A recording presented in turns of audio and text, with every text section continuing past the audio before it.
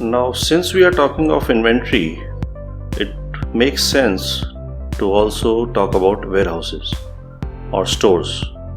Now, you might have a single warehouse or store, or you might have multiple, but you should create them in the system if you want to manage them and you want to manage the inventory. So if we go to inventory warehouses, we have this screen where we can create our warehouses.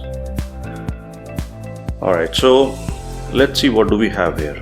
Obviously we have a warehouse code and a warehouse name, and then maybe a warehouse location, and then we have different fields related to accounts, which we are going to talk about later.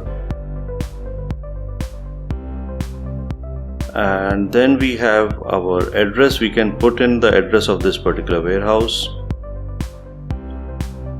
We can also specify, if we are maintaining different branches, then which branch this warehouse belongs to. And then if this is a consignee warehouse that we are maintaining, then we can put in the consignee name, and we can also put in the contact details of the person who is maybe managing the warehouse, right? And if he has a login, then what is the user ID of that person who is managing this warehouse.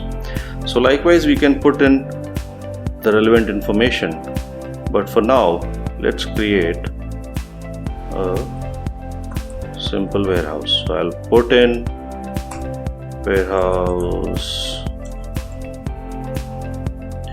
name as the place itself, and I'll leave the rest for now.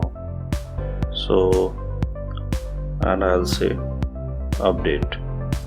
So I have my Meerut warehouse created, and if you see that the code is now disabled, because once you've created a warehouse, it cannot be changed, because it creates multiple records based on each warehouse that you create, right?